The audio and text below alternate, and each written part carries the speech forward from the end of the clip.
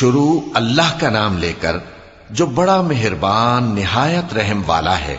جو مخلوق آسمانوں اور زمین میں ہے اللہ کی تسبیح کرتی ہے اور وہ غالب ہے، حکمت والا ہے۔ آسمانوں اور زمین کی بادشاہی اسی کی ہے، وہی زندگی دیتا ہے اور وہی موت دیتا ہے، اور وہ ہر چیز پر قادر ہے۔ وہی اول اور وہی آخر، اور اپنی قدرتوں سے سب پر ظاہر اور پھر بھی پوشیدہ ہے، اور وہ ہر چیز کا خوب جاننے والا ہے۔ وہی ہے جس نے آسمانوں اور زمین کو 6 دن میں پیدا کیا، پھر عرش پر جلوہ افروز ہوا۔ جو چیز زمین میں داخل ہوتی اور جو اس سے نکلتی ہے، اور جو آسمان سے اترتی اور جو اس میں چڑھتی ہے، سب اس کو معلوم ہے۔ اور تم جہاں کہیں بھی ہو وہ تمہارے ساتھ ہوتا ہے، اور جو کچھ تم کرتے ہو اللہ اس کو دیکھ رہا ہے۔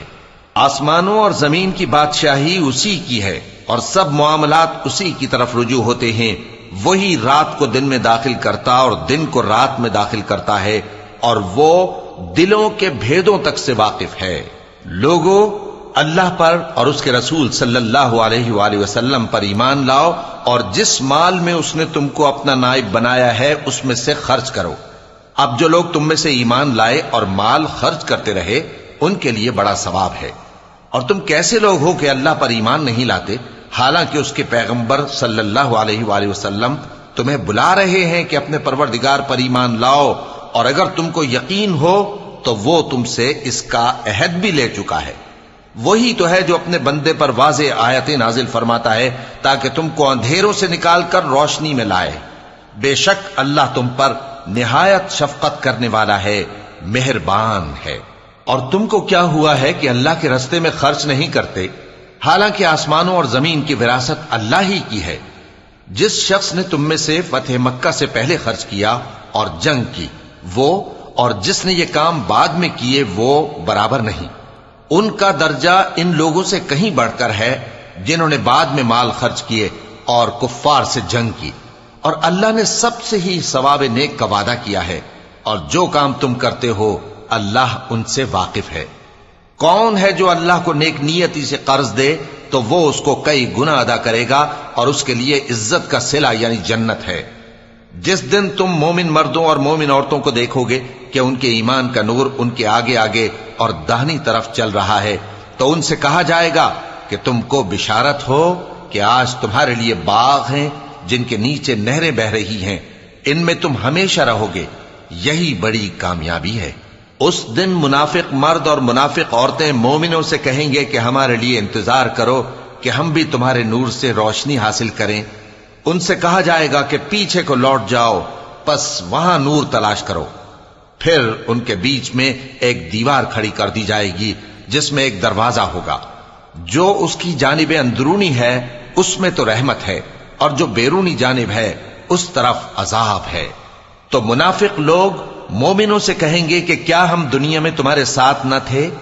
وہ کہیں گے کیوں نہیں تھے، لیکن تم نے خود اپنے آپ کو بلا میں ڈالا اور ہمارے لیے گردش زمانہ کے منتظر رہے، اور اسلام میں شک کیا، اور فضول آرزوؤں نے تم کو دھوکے میں ڈالے رکھا، یہاں تک کہ اللہ کا حکم آ پہنچا، اور اللہ کے بارے میں تم کو وہ شیطان بڑا فریبی فریب دیتا رہا۔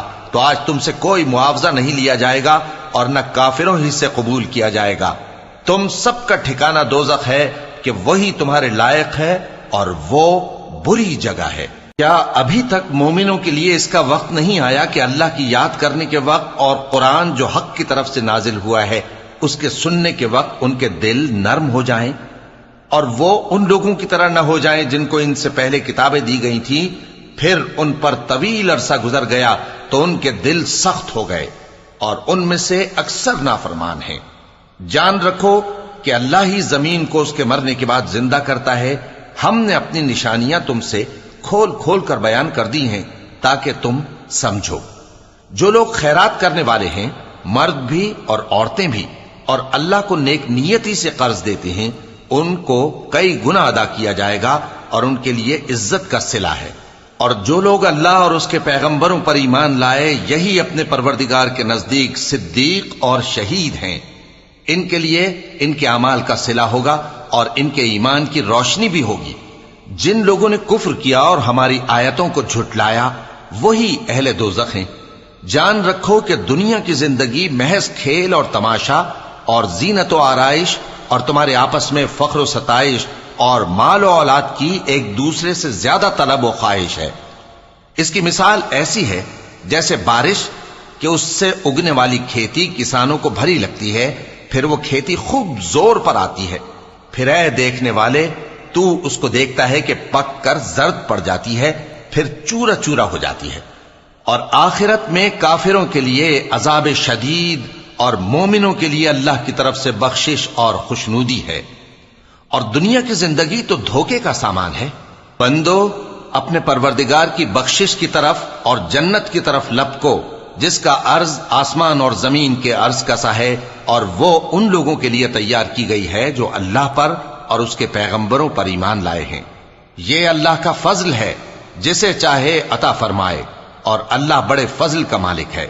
کوئی مصیبت زمین میں اور خود تم پر نہیں پڑتی مگر پیشتر اس کے کہ ہم اس کو پیدا کریں، ایک کتاب میں لکھی ہوئی ہوتی ہے، اور یہ کام اللہ کو آسان ہے۔ تاکہ جو فائدہ تمہیں حاصل نہ ہو سکا اس کا غم نہ کھایا کرو، اور جو تم کو اس نے دیا ہو اس پر اترایا نہ کرو۔ اور اللہ کسی اترانے اور شیخی بگارنے والے کو دوست نہیں رکھتا، جو خود بھی بخل کریں اور لوگوں کو بھی بخل سکھائیں۔ اور جو شخص روگردانی کرے تو اللہ بھی بے نیاز ہے، لائق حمد و ثنا ہے۔ ہم نے اپنے پیغمبروں کو کھلی نشانیاں دے کر بھیجا اور ان پر کتابیں نازل کی اور میزان عدل، تاکہ لوگ انصاف پر قائم رہیں، اور لوہا پیدا کیا کہ اس میں اسلحہ جنگ کے لحاظ سے زور بھی بہت ہے اور لوگوں کے لیے فائدے بھی ہیں، اور اس لیے کہ جو لوگ بن دیکھے اللہ اور اس کے پیغمبروں کی مدد کرتے ہیں اللہ ان کو معلوم کرے۔ بے شک اللہ زور آور ہے، غالب ہے۔ اور ہم نے نوح اور ابراہیم کو پیغمبر بنا کر بھیجا اور ان کی اولاد میں پیغمبری اور کتاب کے سلسلے کو وقتاً فوقتاً جاری رکھا، سو بعض تو ان میں سے ہدایت پر ہیں اور اکثر ان میں سے نافرمان ہیں۔ پھر ان کے پیچھے انہی کے قدموں پر اور پیغمبر بھیجے، اور ان کے پیچھے مریم کے بیٹے عیسیٰ کو بھیجا، اور ان کو انجیل عنایت کی، اور جن لوگوں نے ان کی پیروی کی ان کے دلوں میں شفقت اور مہربانی ڈال دی۔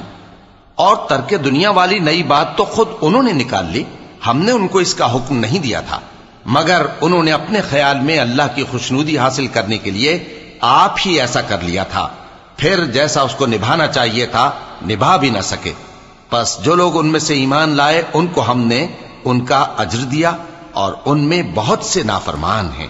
مومنو اللہ سے ڈرو اور اس کے پیغمبر پر ایمان لاؤ، وہ تمہیں اپنی رحمت سے دگنا اجر عطا فرمائے گا اور تمہارے لیے روشنی کر دے گا جس میں تم چلو گے، اور تم کو بخش دے گا، اور اللہ بخشنے والا ہے، مہربان ہے۔